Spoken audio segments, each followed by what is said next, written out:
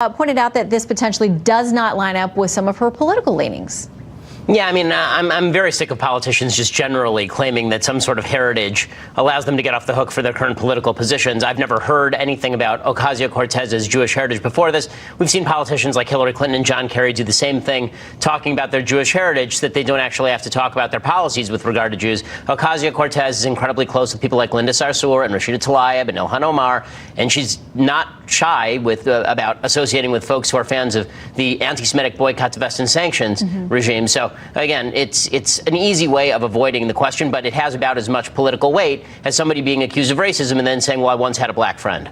Well, it's interesting. You bring up BDS, and you brought that up in a tweet today because she was asked, her spokesperson was asked about it on Friday and kind of gave no comment on it and where she potentially stands on it. But Yoav Litvin retweeted what you had said and said this: there's no doubt Ben Shapiro is the quintessential, quote, Uncle Tom of Jews. In his mind, endorsing BDS somehow outweighs being Jewish. Poor Shapiro, he was skillfully shut down by Ocasio and still feels sore over it. Yeah, well, I mean, this is the usual line, is that if you criticize Ocasio-Cortez in any way, this is because you were obsessed with Ocasio-Cortez.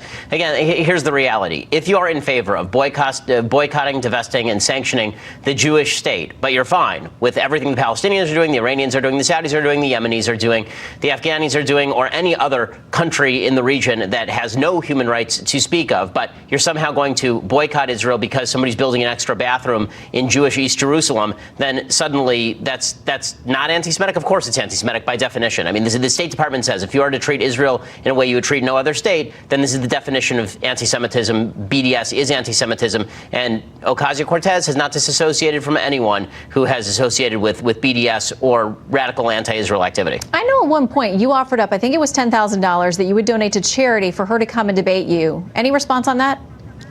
No, okay. And it wasn't just debating me. It was also she could come and just do an interview on my show, and I said that we could do it for no pay. I mean, but this was considered catcalling. She accused me of catcalling. I mean, has she looked at me? I'm not exactly a catcaller. The Orthodox Judaism sort of prohibits that. It does. Okay, so keep us up to date if anything develops on that front. I also want to ask you about the fact that you've been named the keynote speaker for the March for Life. It is something that we've covered for years. I've been out there many times myself. Come snowstorm or sleet or anything else that's happening in January, there are thousands and thousands of people who come here to march commemorating Roe v. Wade. They are pro-life in nature. Tell us how you came about being associated with them and what message you hope to bring this year.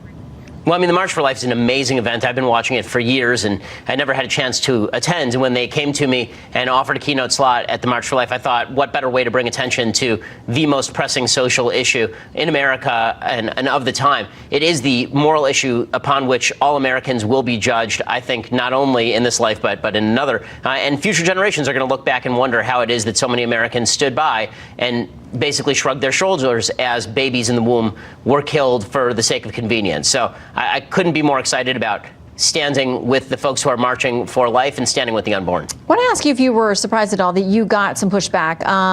In the Washington Post, an article by Charles Kamasi, he's a professor and he's a board member of Democrats for Life.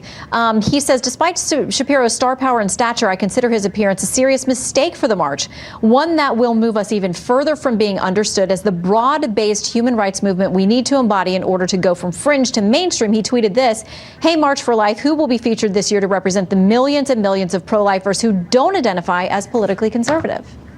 Well, I mean, again, I'm more than happy, and I wish that there were more Democrats who identified as pro-life. But the question here is not whether it's a conservative or leftist issue. The real question here is whether it is indeed about the unborn children. And that's why whatever I've said about abortion has no relevance to Democrat or Republican, other than the Democratic Party has become the party of abortion. I wish that more Democrats were pro-life. It is not my fault or the fault of Republicans that so many Democrats have moved out of the pro-life category and into the radical pro-choice category. And pretending otherwise is not going to change the facts on the ground. Well, wherever you are on the spectrum, pro-life to pro-choice, it's a really interesting event that doesn't always get